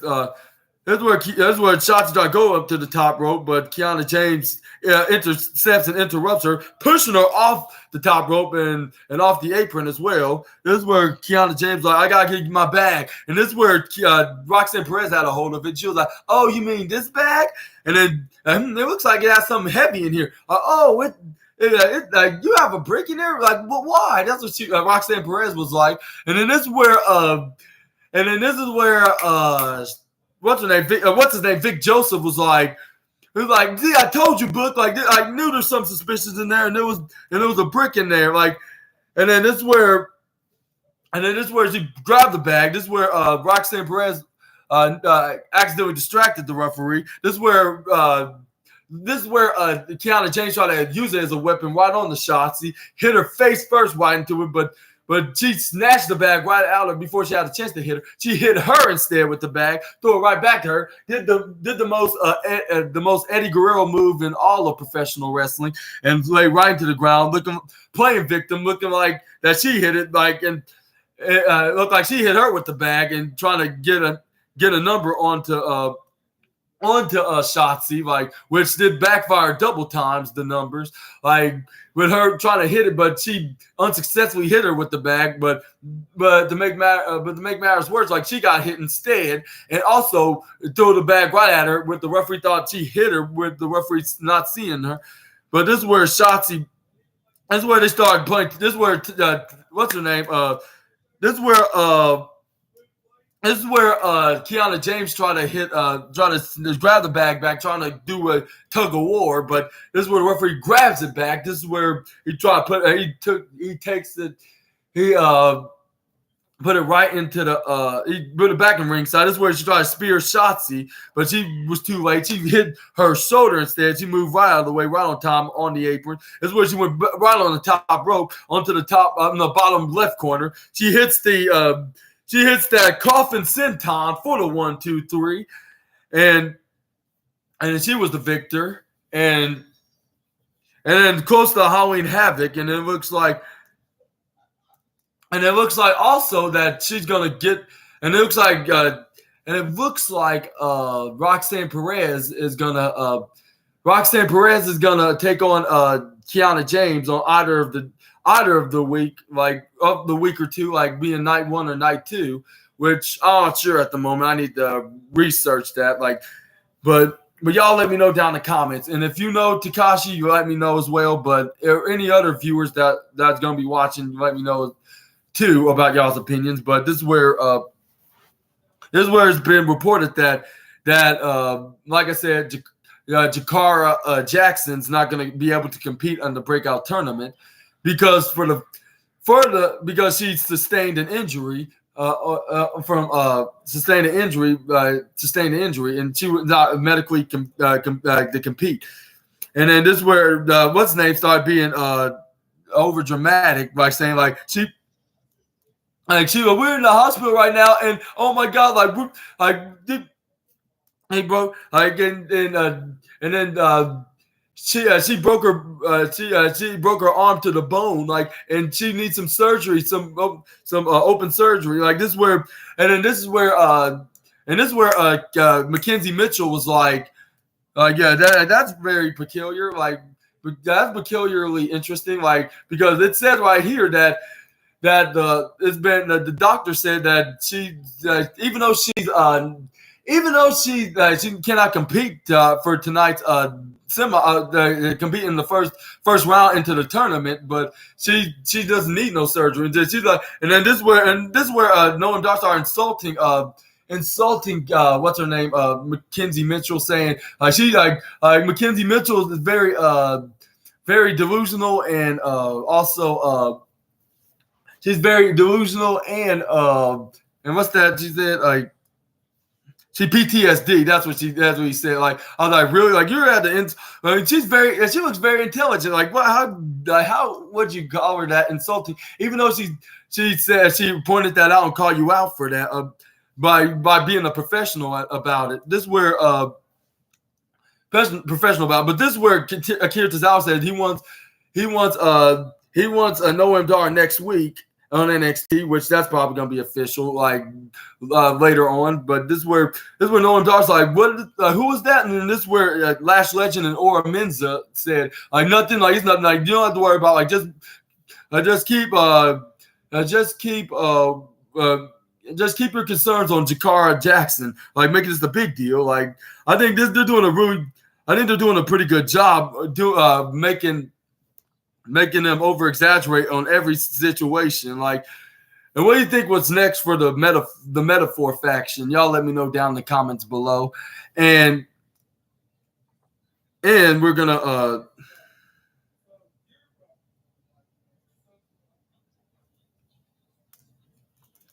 let's move on to the next segment, which was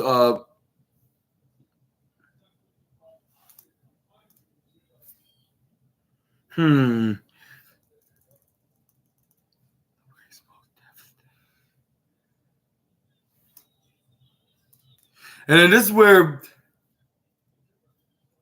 this is where we saw the someone attack Trick Williams, and I might have a suspicion on who could have possibly be, but we'll probably talk about that in just a moment here.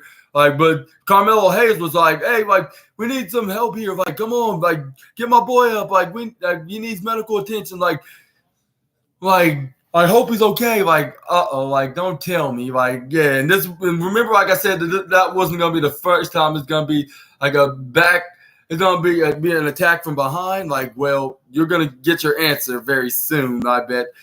But we just need to stay tuning like for the next couple of weeks just to find out who's the attacker of Trick Williams. But anyways, this is where Mackenzie Mitchell interviewed Dominic Mysterio about Nathan Fraser challenging for the North American Championship. He's like, that kid Nathan, like I don't care nothing about that kid's challenge, like, and he does not deserve that championship, and he needs to stepping back into the line and actually earn this championship like I did. And then this is where Nathan Fraser heard this from afar, and this is where he was like, I would say not too much of afar, probably like 20 feet away. Like when he got into the room, he's like, "Oh, like is that so?" And he started striking, started punching, and started taking to the brawl, taking it out to the arena where referees and security try to break it up. This is where he starts striking them with punches, like. And this is where Booker T was like, "Oh yeah, here we go," being more excited than a homeless man in a hurricane, of course.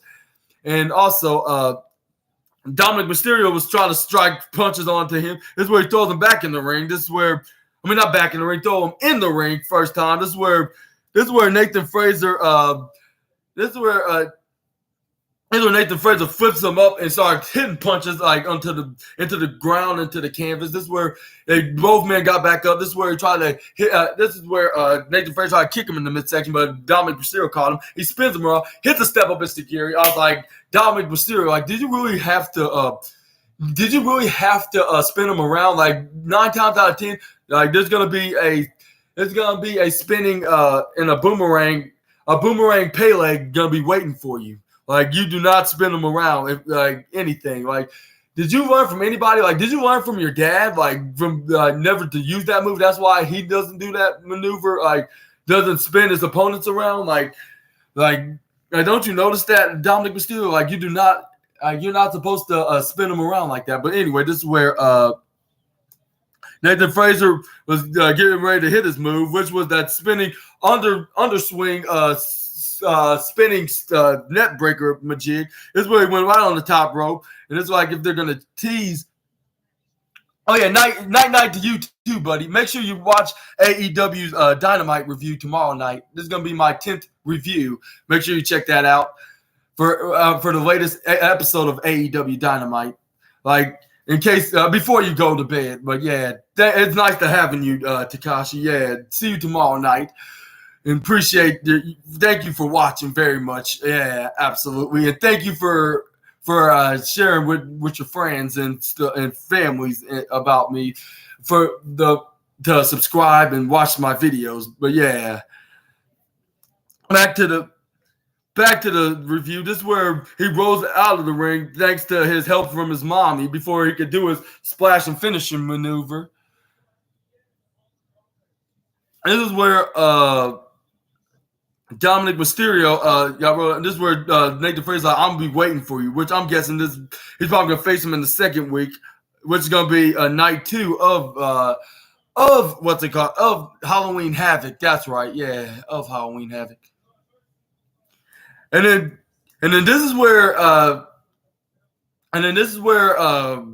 Shotzi said thanks again to Roxanne Perez for having her back against Damage Control about a year ago, and also she noticed that she had a ballsy edge into her arsenal as a wrestler as of late.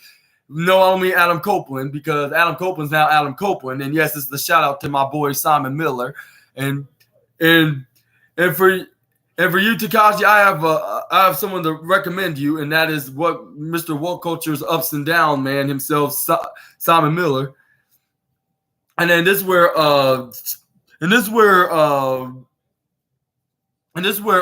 Roxanne Perez was like, yeah, and then she was saying like Kiana J, just cannot get enough of me, and trying to she'd always keep trying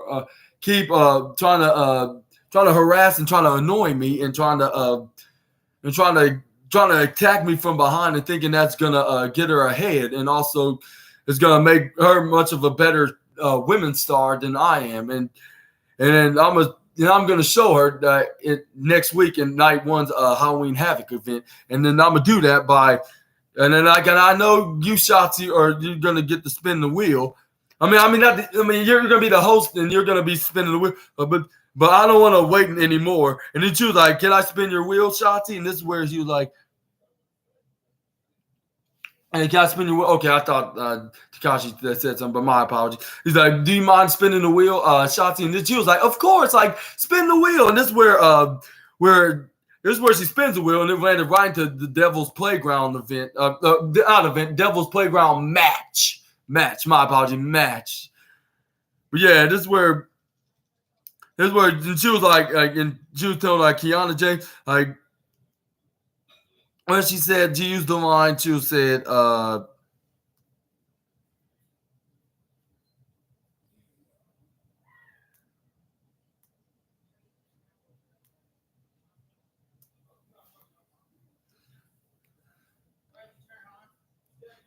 this is where it's like, oh yeah, like, look. This is where Shotzi screamed in excitement, and like looking like this was her number 1 favorite match of the Halloween Havoc event, which comes once a year. This is where Roxanne Perez was like, and how I can go, and then she was like I don't know how much I'm gonna go, but I'm gonna see, and then the devil. And then at my Devil's Playground, like Kiana James is gonna feel like she's already in hell. And then this is where they cracked up, hit her, and then high five each other. And what you viewers think about this match between Roxanne Perez and Kiana James? And who do you think is gonna win this match? Which I believe most of y'all are gonna say Roxanne Perez, like I am, and it's gonna be like I am, because that's gonna be my prediction on this match, and I'm gonna let y'all gonna be the judge of that in the comment section down below. But this is where we got Ariana Grace in the beauty pageant outfit, like saying, looking like if she just won the Miss Universe trophy or something like that, and she had the tiara and the. And she had the little banner that said Miss NXT all around her torso, and she was cutting the promo saying, like, it's very devastating to see someone getting injured, especially especially the Jakara Jackson. Like, and my heart goes for her. And she also said it's true. It truly does goes for her. And I understand the pain that she being sidelined with an injury because the similarities happened to me last year, and I've been out for nearly a year. But thank God that I'm back. But I don't say she said thank God though. But she said I got an injury that's far worse. And then she was like, look at me now, like I came back better than ever. And yeah, and then she was like, so hopefully she does too. And then although it pains me, and it pains me very deeply to have to say this. And he's just like, I gratefully to fill in for her and take her place into the semifinals of the breakout tournament. I was like, really? And then this is where I believe Brentley Reese came out, and she came out and get ready for her match. I was like, she looked exactly like Sol Ruka. Like I was like, if she ever teamed with Sol Ruka, like I believe she would be the perfect tag partner for her. And if they ever made a kayfabe storyline with her being the twin sister of Sol Ruka, everybody would believe that. Like whoever watches NXT or even call them both of them up in the main roster. But what y'all think about my theory? Y'all let me know down in the comments below. But we're gonna talk about the reviewing this match. We're gonna talk about with Ariana Grace fighting her with into this match. This is where she gets suplexed by Brentley Reese. This is where she hit a suplex. She hits a cartwheel clothesline like Charlotte Flair. She must have been training with her in the PC. This is where she spins her around. This is where she tries to go for a firewoman's carry, but Ariana Grace breaks her in the eyes. The most grandest and dirtiest trick in all of professional wrestling. This is where she hits her finishing move, which was this running. No, it was she raked her in the eyes. This is where she and the referee didn't see that. She hit her face first, right into the bottom left corner, I believe, of Tina the Turnbuckle. Flips her over into her hip, like a hip flipping power slam for the 1-2-3, and she declares into the finals. And I was like, wow, like impressively, she got the win. And I would say she could be competition for Kalani Jordan with her dirtiest tactics and maneuvers, and she could and she could attack this to try to win this. But I still think it's gonna be Kalani Jordan that's gonna win this finals. Well, I would say she's gonna face Ariana Grace, and then Cam and Petrovich gonna take on Lola Vice, which I believe Lola Vice is gonna win somehow, and it's gonna be them in the finals in night 2 of Halloween Havoc, which I believe is gonna belong to Kalani Jordan. But who do you think is gonna win the finals? Who's gonna win at the finals and earn himself an NXT Women's Championship opportunity into this tournament? Y'all let me know down in the comments below. And up next we got this triple threat match, which was Carmelo Hayes taking on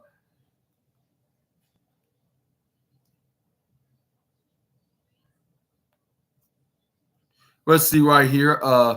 This is where we have the main event match for the NXT Championship for night 2's event. We're going to talk about right here is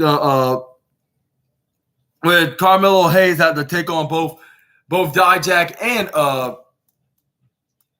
by himself, like hitting maneuvers like these, right? What I'm about to tell you.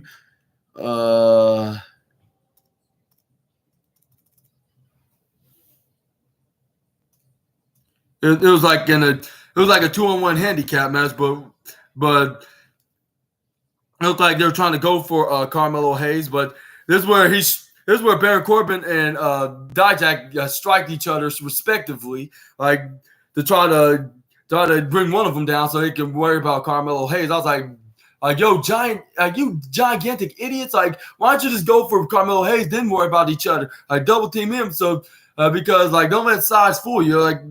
Like Carmelo Hayes is actually one one big talented young superstar. Like, despite his size, like size don't matter at this point when it comes to Carmelo Hayes. Like he's beating guys that are bigger than both of you combined. Like, and he does not miss. Like, and that catchphrase is true on his word, basically. And this is where Baron Corbin tried to go for a chokeslam. Carmelo Hayes hits a right-handed counter. Anyways, this is where Dijak tried to chokeslam. This is where they both tried to do a double chokeslam on the Carmelo Hayes. This is where he countered and hit the double axe handle. This is where he tried to kick Dijak right into the midsection. This is where Baron Corbin tried to go hit him with a right clothesline, but he gets hit with a nailing right strike punch right into his face by Dijak. This is where he tried to go for a kick. This is where he tried to go for a step up insecurity right into Dijak when he was distracted by Baron Corbin. But he ducked like right on time, like an inch of a second. This is where he hits and lands Baron Corbin right into his bald head, cranium head. This is where Dijak he kicks him right in the midsection. This is where he tries to run right into Corbin. He hits him with a striking elbow strike with his right elbow. This is where Dijak grabs him around his neck. He goes for a chokeslam backbreaker, which was Baron Corbin's signature move. And this is where Baron Corbin, I bet he got pissed off, but he didn't care. He thought of playing it smarter, not harder, by trying to pin Carmelo Hayes, but that pissed off Dijak by trying to steal his victory. This is where they start getting mad at each other for the two reasons. With Dijak stealing Baron Corbin's signature move and Baron Corbin trying to steal his pinfall victory. And this is where Dijak kicked him out and was like, "How dare you do that?" And then Baron Corbin was like, "How dare you hit my signature move on him?" Which he did when he intercepted him with a huge clothesline. When he started hitting him with right hand. When he hit him with right hand punches, this is where he tried to run and he closed on. This is where Carmelo Hayes was back in the match. He hits him with a flying clothesline to Baron Corbin. This is where he tried to Irish whip Baron Corbin right into the corner. This is where Carmelo Hayes got countered by Baron Corbin, but he rolled right into the top, over the top of the turnbuckle, right into the left corner of the apron. Hit an insecurity, which had Baron Corbin being too distracted and walked the other way, right, because he got hit right into the face, trying to recover from the kick that he received from Melo. This is where he gets kicked. He also gets kicked. Dijak also gets kicked right into the head when trying to hit a strike onto Melo. Speaking of Melo, the fans were chanting Melo, Melo, and then Melo tried to go on the top rope, hit some kind of maneuver right off the top rope, which was the crossbody, which is known as the most comeback move in all sports entertainment. This is where Dijak counters and then hits him with a backbreaker with his knee, and then he slams him sideways, like a sideways body drop, I should say. Here's where Dijak tried to go. Here's where he starts stomping a mud hole right onto Carmelo Hayes, and he starts stomping on him right onto the rope. This is where Baron Corbin started pushing him. He was like, "What do you do?" And he started hitting forearms right into the Dijak. Dijak started forearming him back into his answer. This is where he started continuing to do more after Corbin did that second strike. This we started doing like 4 strikes in a row, maybe 5, like 1, 2, 3, 4, 5 to Dijak. And then Carmelo Hayes did a sliding springboard double DDT. This is where he was having trouble doing it because Dijak tried to flip him over, but Carmelo Hayes flipped right over and managed to try to redo the double DDTs. He successfully executed that, and then he tried to pin first Baron Corbin. He got a 1-2-0, and then the same with Dijak. And he was like, "What do I got to do to put away either of these men?" Like, and then it was so close, like to the point that you could have said it wouldn't even matter. Like if we knew what the outcome of who's the winner is, we would probably who's going to possibly be the winner. Like we would have knew that. We would probably would have thought that either of these men would have won because there was plenty of 1, 2, 9 second counts, 2.9, 1, 2, 2.9 second counts, and then this is where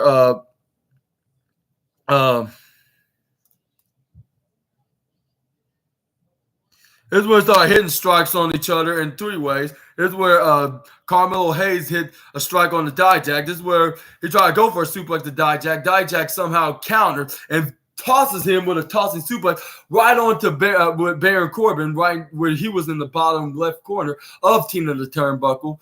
He was in the bottom turnbuckle of the top left corner. Yeah, this is where he flips him and make it look like Carmelo Hayes did a cannonball right onto Baron Corbin. This is where both three men was down on the ground. This is where not Baron Corbin. This is where the referee started his double, not more like triple. His triple competitors down 10 count, or did he? No, he was checking on the guys. This is where Dijak got back up. He picks up Baron Corbin right up on the ground. This is where he tried to go for his finishing maneuver. This is where Baron Corbin countered. This is where he hits it with a spinning back suplex, looking like a back suplex of a deep version of a deep six. This is where Carmelo Hayes try to run right into him when he.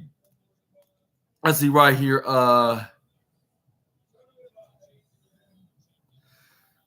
Let's see, like he hit them at a back suplex, and he hit the springboard. Try to go for a springboard crossbody or springboard clothesline, but Baron Corbin dodged him, went right to the corner. He kicks Carmelo Hayes right into the face.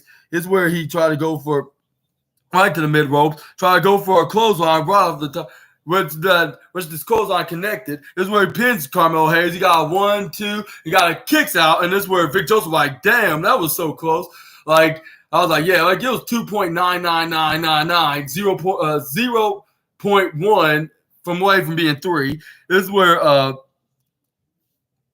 Dijak got back up, and then this is where he closed on, I believe, Baron Corbin out of the ring. This is where he tried to go for a chokeslam backbreaker to Carmelo Hayes, but Carmelo Hayes counters into a big face breaker that he's ever done into his career in NXT.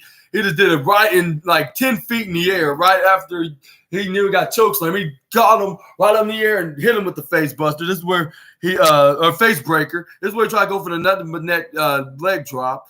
Like nothing but neck leg drop so he can finish him off. This is where Baron Corbin caught him on the outside, knock him out of the ring. This is where he got him into a fireman's carry and ran him and hit yours truly signature move, the most dominating maneuver in all of sports entertainment, the Death Valley Driver, and it did look deadly right through the concrete floor, I should say, right through the concrete floor with Baron Corbin. Yeah, trying to get back in the ring, and by the way, this is my signature move on WWE 2K18, WWE 2K 22 and 23, and I need to start doing gaming videos to see exactly what I mean by that. Yeah, it's my signature move, and I call it the most dominating move in all of sports entertainment. This is where he slowly but surely got back in the ring, but before he got a chance to do anything to Dijak, he got booed right into the face when he was still hanging on the apron. This is where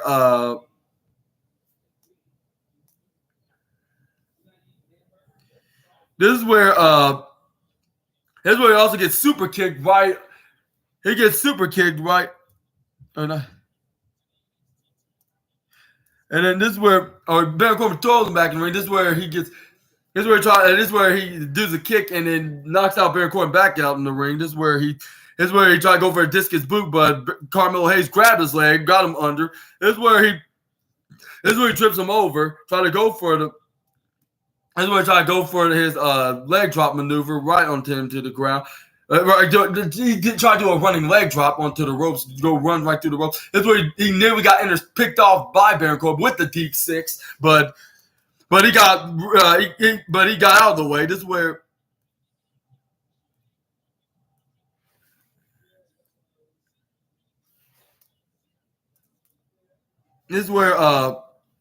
let's see right here. This is where he hits Dijak for a deep six, but he flips him over, but he counters, rolls out of it.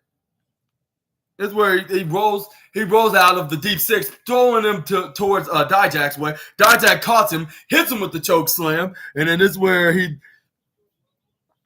sit-out choke slam. He tried to pin Baron Corbin, but he only got a 1. He got a 2. But right before the referee had a chance to count the 3, Carmelo Hayes came for the save and super kicks Dijak right to his head. This is where he pins Dijak. He only got a 1, 2, and he kicks out at 2.9 seconds. Carmelo Hayes is like, "Are you kidding me?" Like, even though it's not really my finishing move, but how he kicks out of that, like, this is where he started trying to slug it out with Dijak, but he started doing slugs of his own. This is where the fans start cheering for Carmelo Hayes, when he started slugging Dijak, but Dijak answered back with his slug, but the fans start booing him like boo, and it was like yay, boo. And then this is where Carmelo Hayes tried to run right to the right side of the ropes into the ring, and this is where he gets caught with a boot right into the face by Dijak, and this is where he pins. And this is where he pins Carmelo Hayes, but he only got a 1. He only got a 2. But Carmelo Hayes kicks out in time, like in the last second, in 2.999, like 0.1 away from being 3. This is where Dijak was like, "Man, what is this kid's made of? Like, he won't quit with this kick outs." And then this is where he Irish whipped him right into the top right corner, I believe. Yeah. In the ring, this is where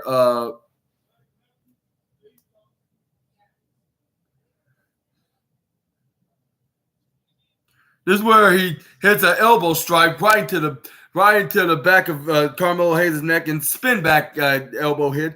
He hits a striking axe handle.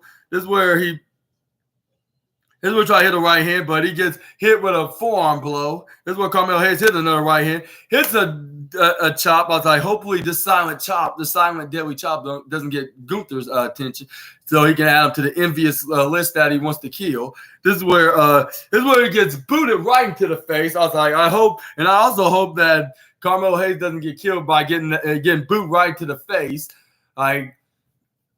But luckily that didn't happen. Like, he doesn't get killed before Gunther tried to attempt to kill Carmelo Hayes because he's using his chops. This is where he tried to put him right onto the top rope. This is where Carmelo Hayes rolled out of the way. This is where Baron Corbin get up right onto the top rope, try to German suplex, but because Dijak was hanging onto the ropes dear tight, this is where he started axe handling him, trying to be like, "Come on, let go." And then this is where Carmelo Hayes got back up from being on the bottom turnbuckle onto the top, onto the exact same top right corner of Tina the turnbuckle. This is where he did a double power bomb while Baron Corbin did a German suplex right off the top of the rope.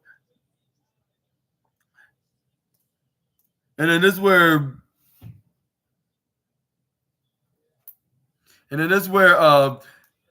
the fans start chanting, "Holy S, holy S, holy S, holy S." And they're putting, before I finish off on who won the match, I want to also say that Braun Breaker was in a backstage interview, and he started making fun of what's his name of Von Wagner, where he said like he can't even he's still not ready to come back in the ring because he cannot even squeeze a band as hard as he can. Like, and then this is where Robert Stone did not like that. He's like, what you did to Von Wagner was straight up wrong. Like, you do not do that. Was totally uncalled for. Of sandwiching his head right into some of the steel steps, and Braun Breaker's like, why don't you just go back to the gym and then say hi to my buddy Von Wagner and tell him to use his head to move his feet and smash and use his foot to smash the other foot. Like, and then this was like, oh, you trying to have mind games now, like yeah, you smile. Like, maybe I should slap that in the face. You know what? I'll do better. How about better now? How about I challenge you at next week's NXT's or was it next week or the week after? And either way, he said, I challenge you at Halloween Havoc. And this is where he stops himself, trying to make sure he doesn't say any more, like, and say too much. And this is where Braun Breaker's like, I like that. How about you and me at Halloween Havoc? Like, and then and this could be great. Like you'll be 2 for 1. You can be just like your client Vaughn, and you're gonna get and I cannot wait. And I cannot wait, and I'll be more than pleasurable of sandwiching your head and smashing it and smashing your head off with the steel steps like I did to Von Wagner, and then in a row. And then it looks like I was like, maybe that's what made me think that I was like, what is Mr. Stone getting himself into? Well, more importantly, like Braun Breaker does not know what he's getting himself. Like this could be all just an elaborate ruse. Like we could see, and probably it's probably gonna be on the Night 2's episode of the Night 2's Halloween Havoc. That's what I should say. Into Halloween itself. Make sure you check that out. Stay tuned for there, which I'm gonna do the SNA podcast, which will be me in a new special custom-made wrestling costume of a custom-made Super Ninja Austin outfit. Make sure y'all check that out on my upcoming video. But yeah, what do y'all think? Who's gonna win that match? Y'all let me know down in the comments below. I know exactly what's gonna happen, but I think I'm gonna let it. It's gonna go up. I'm gonna let it show for itself, speak for itself I'll let it speak for itself when the match happens, and probably going to be the second week at what's it called at NXT's NXT's Halloween Havoc event.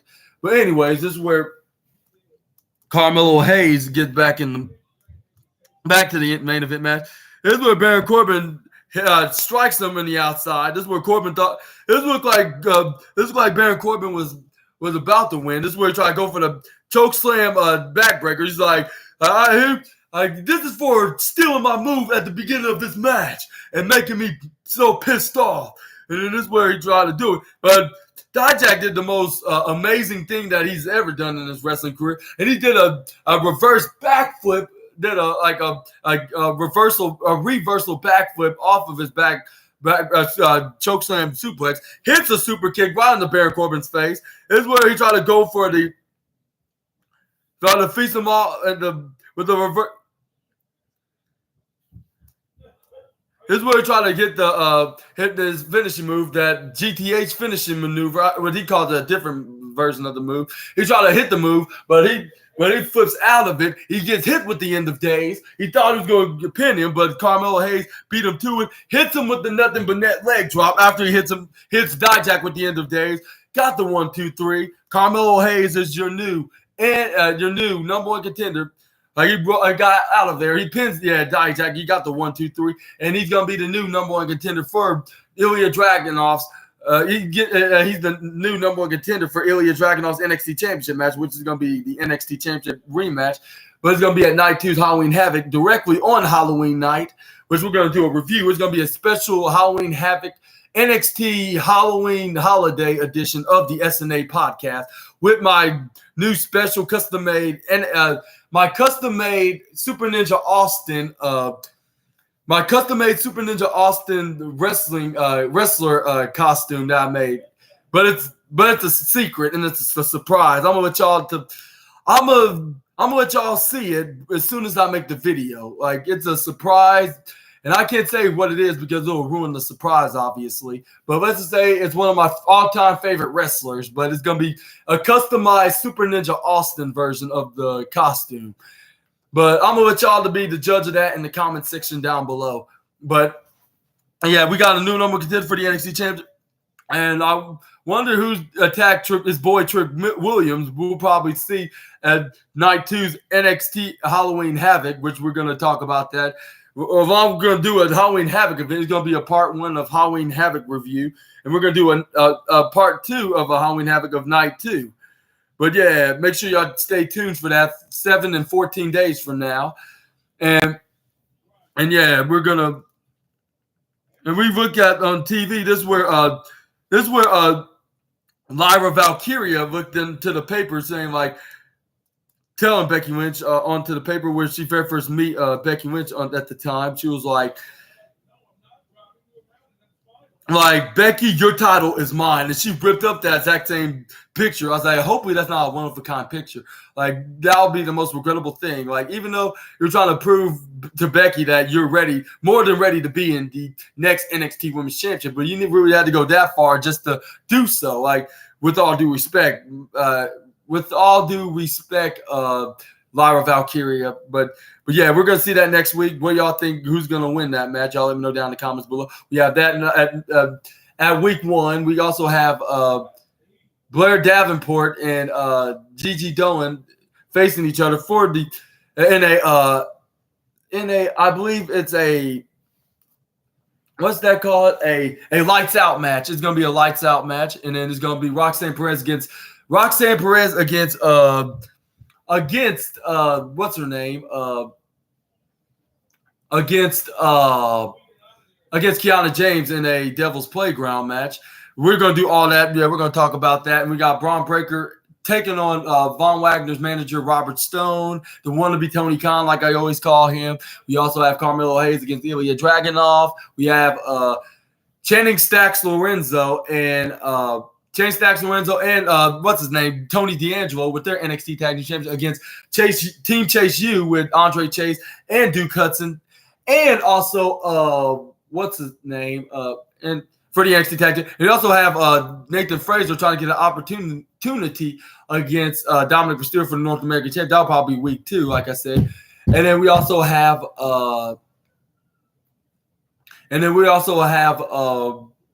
Nathan Fraser. And we probably have Akira Tozawa next week against Noam Dar.